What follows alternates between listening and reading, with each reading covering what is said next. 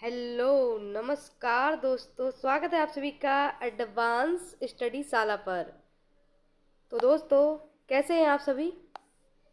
I hope आप सब अच्छे होंगे और अपनी तैयारी को, जो कि एसएससी एमटीएस की तैयारी आप सभी कर रहे हैं, उसकी तैयारी आप बेहतरीन तरीके से कर रहे होंगे।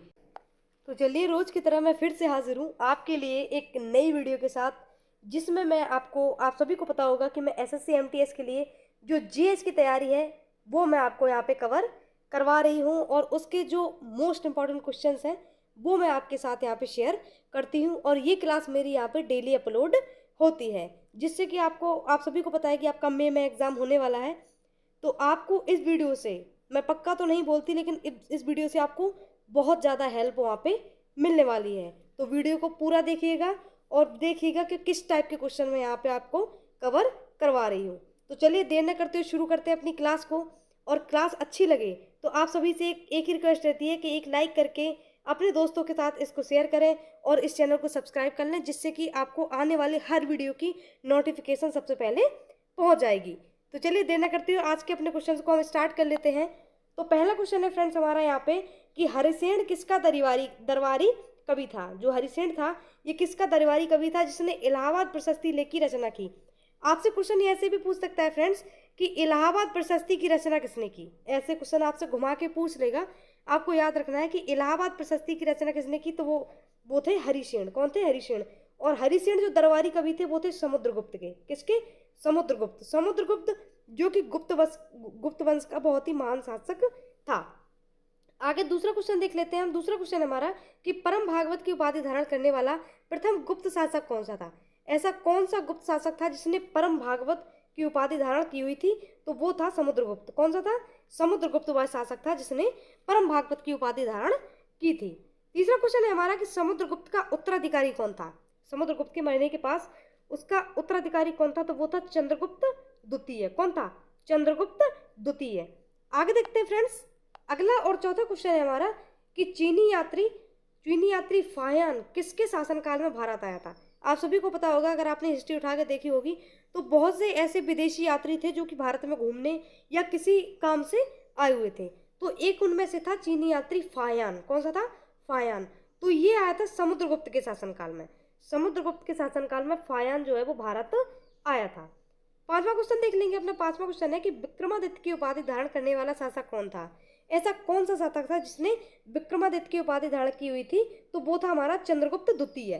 तो चंद्रगुप्त द्वितीय विक्रमादित्य के नाम से इसको हम जानते थे। आगे देखते हैं, छठवां क्वेश्चन है हमारा कि चंद्रगुप्त द्वितीय विक्रमादित्य के दरबार में रहने वाले 9 रत्नों के नाम बताइए। इनका मतलब ये है कि इसके दरबार में जो है वो ऐसे 9 व्यक्ति रहते थे जिसे वो 9 रत्न बोलता था। आप सभी को कमेंट बॉक्स में ये भी बताना है कि इसके अलावा ऐसा कौन सा शासक था जो वो भी अपने दरबार में 9 रत्नों को रखता था। ये आपको कमेंट बॉक्स में नीचे बता देना है। तो चलिए, हम इसके 9 रत्नों के नाम देख लेते हैं कि कौन कौन से वो महान व्यक्ति थे। तो इनमें पहले हमारे महाकवि कालिदास, दूसरे हमारे धनवंतरी, तीसरे हमारे छपड़क, चौथे हमारे अमर सिंह, पांचवें हमारे शंकु, छठवें हमारे बेताल भट्ट, सातवें हमारे घटकरपर और आठवें बराहमिरी एवं बररुचि। तो ये हमारे कुल मिलाकर 9 रत्न वहाँ पे थे। ये 9 ही हुए का कालिदास, धनवंतरी, छपड़क, अमर सिंह, शंकु, बेताल भट्ट, बराहमिरी और बररुचि। तो ये जो है वो विक्रमादित्य के दरबार के 9 कवि या 9 रत्न हुआ करते थे। आगे और आज का 7वां क्वेश्चन है हमारा फ्रेंड्स कि चंद्रगुप्त का उत्तराधिकारी कौन था जिसने नालंदा विश्वविद्यालय की स्थापना की। मोस्ट इंपॉर्टेंट क्वेश्चन यहाँ से आपका बन जाएगा कि नालंदा विश्वविद्यालय की स्थापना किसने की थी। ऐसे भी आपसे क्वेश्चन यहाँ पे पूछ लेगा। तो जो चंद्रगुप्त का उत्तराधिकारी था वो था कुमारगुप्त, और कुमारगुप्त के समय ही नालंदा विश्वविद्यालय की स्थापना इसी ने करवाई थी। कुमारगुप्त ने ही नालंदा विश्वविद्यालय की स्थापना कराई थी, जो कि शिक्षा के लिए बहुत ही फेमस विश्वविद्यालय था।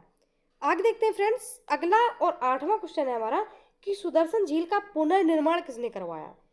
पुनर्निर्माण किसने करवाया था, तो वो था हमारा गुप्त शासक स्कंदगुप्त जो शासक था, इसी ने सुदर्शन झील का पुनर्निर्माण या पुनरुत्थान हम बोल सकते हैं वो करवाया था। 9वां क्वेश्चन देख लेंगे फ्रेंड्स हमारा। 9वां क्वेश्चन है कि हूणों का आक्रमण किसके शासनकाल में हुआ। ये कई बार हिस्ट्री में ये क्वेश्चन आ चुका है आपसे जीएस हिस्ट्री के अंतर्गत कि हूणों या हूण का आक्रमण किसके शासनकाल में हुआ था, तो वो हुआ था स्कंदगुप्त के शासनकाल में हूणों का आक्रमण किया गया था। 10वां क्वेश्चन देखते हैं फ्रेंड्स, आज का अगला क्वेश्चन और 10वां है हमारा कि गुप्त साम्राज्य का अंतिम शासक कौन था। गुप्त साम्राज्य का अंतिम शासक कौन था। पहला शासक मैं बता चुकी हूँ कि गुप्त साम्राज्य का जो संस्थापक है वो श्रीगुप्त था। इसके मैंने पहले वीडियो जो आया था उसमें मैंने बता रखा है। अगर आपने वो मेरी पिछली वीडियो नहीं देखी है तो प्लीज़ उन्हें भी जाकर देख लीजिएगा, आपसे रिक्वेस्ट है, वो वीडियो आपके लिए बहुत हेल्पफुल होने वाली है और वो आपको मिल जाएगी मेरा एडवांस स्टडी साला नाम से जो चैनल आपका लोगो दिख रहा है, इसके अंतर्गत उसकी पूरी प्लेलिस्ट बनी हुई है। और ये जो मेरा है, ये मेरा 7वां या 8वां वीडियो यहाँ से होने वाला है, जिसमें मैं ऐसे अच्छे अच्छे क्वेश्चन डेली के डेली यहाँ पे करवा रही हूँ। तो देखते हैं अपना क्वेश्चन कि गुप्त साम्राज्य का अंतिम शासक जो है वो विष्णुगुप्त था। कौन था? विष्णुगुप्त था। प्रश्न 11वां है हमारा कि प्रथम बार किसी के सती होने का प्रमाण किस अभिलेख से मिलता है। प्रथम बार किसी के सती होने का प्रमाण किस अभिलेख से हमें प्राप्त होता है, तो वो होता है हमारा भानुगुप्त का ऐरण अभिलेख। किससे? ऐरण अभिलेख से हमें ये जानकारी मिलती है, वो भानुगुप्त के समय का अभिलेख है। तो आपसे पूछ लेगा कि सती प्रथा का साक्ष्य प्रथम बार कहाँ या किस अभिलेख से मिला है, तो उसका आंसर भी हमारा यही हो जाएगा। आगे देखते हैं, अगला क्वेश्चन है फ्रेंड्स हमारा 12वां क्वेश्चन है कि अजंता की गुफाएं बौद्ध धर्म की किस शाखा से संबंधित है। आप सभी ने सुना होगा कि अजंता की गुफाएं हिस्ट्री में बहुत ज़्यादा फेमस है। तो अजंता की गुफाएं जो बौद्ध धर्म की किस शाखा से संबंधित है, आप सभी को पता है कि बौद्ध धर्म की 2 शाखाएं हैं। बौद्ध धर्म है जो कि महात्मा बुद्ध के बाद मरने के बाद 2 शाखाओं में बट गया। पहली तो इनकी हीनयान शाखा और दूसरी इनकी महायान शाखा। कौन सी? हीनयान और महायान शाखा। तो जो अजंता की गुफाएं हैं वो महायान शाखा से संबंधित है। 13वां क्वेश्चन है हमारा फ्रेंड्स कि गुप्त काल में विष्णु शर्मा द्वारा लिखित वह कौन सा ग्रंथ था जो संसार में सर्वाधिक प्रचलित ग्रंथ माना जाता है। आप सभी को पता होगा कि गुप्त काल में एक पंचतंत्र नामक ग्रंथ आया था, जो कि बाइबल के बाद ये दूसरे स्थान पर दूसरा स्थान इसका रहा था। बहुत ही फेमस ही उस समय ये ग्रंथ हुआ था, ये था पंचतंत्र। ये आपसे सीधा सीधा क्वेश्चन यहाँ से पूछ लेगा कि पंचतंत्र के लेखक का नाम बताइए, तो वो हो जाएगा विष्णु शर्मा। 14वां क्वेश्चन है फ्रेंड्स हमारा, तो 14वां क्वेश्चन देखेंगे कि आर्यभट्टीयम एवं सूर्य सिद्धांत नामक ग्रंथ के रचयिता कौन है। तो आप सभी को पता होगा कि आर्यभट्ट ने ये दोनों रचनाएं लिखी हैं। दोनों ग्रंथ ही आर्यभट्ट के हैं, सूर्य सिद्धांत और आर्यभट्टीयम। ये प्रश्न इतनी जल्दी जल्दी इसलिए करवाए जा रहे हैं आपको कि अगर आपके पेपर के 1-2 दिन भी रह जाएं तो भी मेरी आप सारी वीडियो 3 से 4 घंटे के अंदर निपटा सकते हैं और अपनी जो क्वेश्चन है उनको रिवाइज कर सकते हैं। इसलिए मैं बहुत टाइम वेस्ट ना करते हुए बहुत जल्दी जल्दी इन वीडियो के क्वेश्चन को कवर करवाती हूँ। तो 15वां क्वेश्चन और अगला क्वेश्चन हमारा कि बराहमिहिर द्वारा रचित ग्रंथ कौन से हैं। जो बराहमिहिर थे उनके द्वारा रचित ग्रंथ कौन कौन से हैं, तो पहला इनका बृहद संहिता, दूसरा इनका पंच सिद्धांत, तीसरा है बृहद जातक और चौथा है लघु जातक। चौथा है लघु जातक, जिसमें से इनका लघु जातक और बृहद संहिता ये क्वेश्चन जो परीक्षाओं में है, कॉम्पिटिटिव एग्जाम में ये क्वेश्चन यहाँ से पूछे जा चुके हैं।